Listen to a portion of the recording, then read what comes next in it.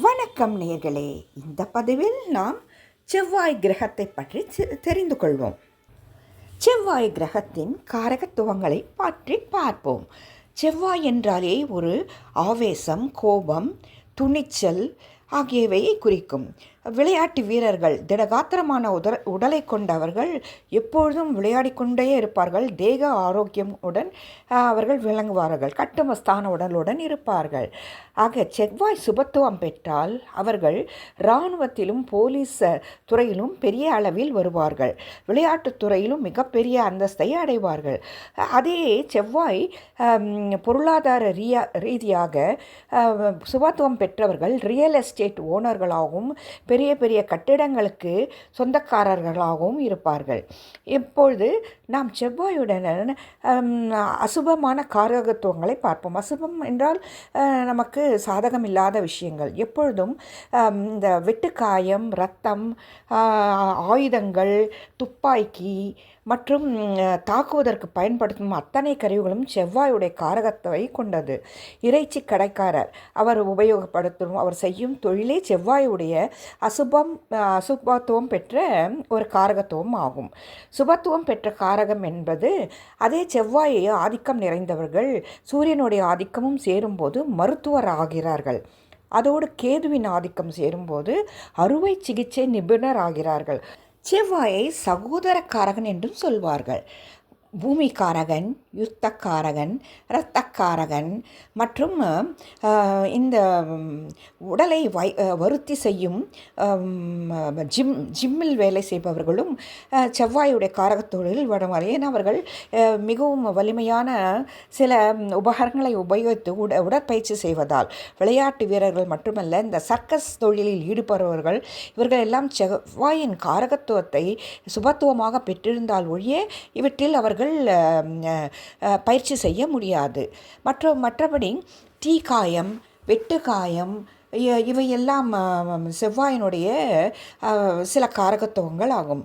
இரத்தம், கருச்சிதைவு, blood pressure எனப்படும் high pressure மற்றும் லோ ப்ரெஷர் இவையெல்லாம் நமக்கு செவ்வாயுடைய காரகத்துவல் வருகின்றன.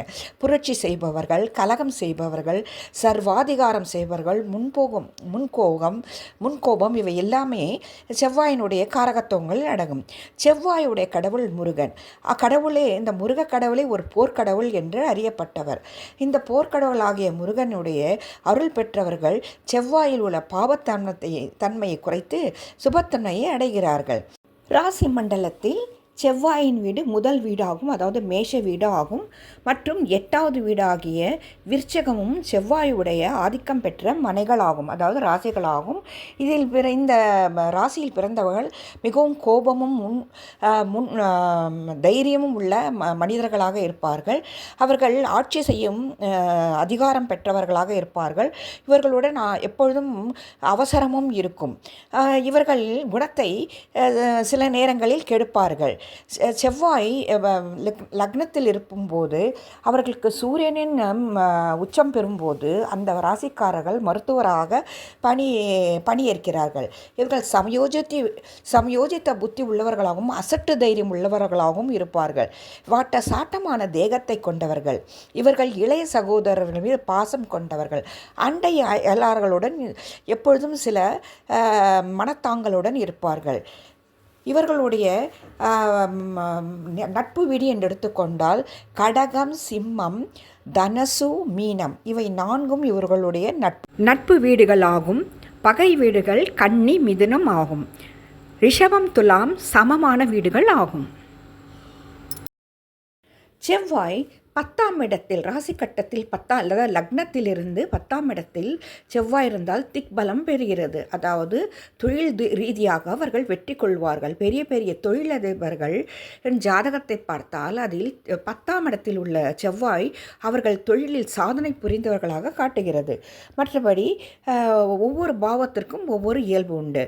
லக்னத்தில் செவ்வாய் அமர்ந்தால் அவர்கள் மிகவும் கோபம் உடையவர்களாகவும் அவசர முடிவு எடுப்பவர்களாகவும் ஆத்திரம் நிறைந்தவர்களாகவும் இருப்பார்கள். 2ஆம் இடத்தில் செவ்வாய் இருந்தால் அவர்கள் வார்த்தையில் உஷ்ணம் இருக்கும். அவர்கள் சாதாரணமாக பேசும்போதே மிகவும் கடுமையாக பேசுவது போல் தோன்றும். இப்படியாக செவ்வாய் 2ஆம் இடத்தில், அதாவது லக்னத்துக்கு 2ஆம் இடத்தில் 2ஆம் பாவத்தில் இருந்தால் எடுத்துக்கொள்ளப்படும். குடும்பத்தில் இவர்களால் அடிக்கடி பிரச்சனைகள் ஏற்படும். வருமானத்திலும் சில தடைகள் ஏற்படும். நன்றி, வணக்கம்.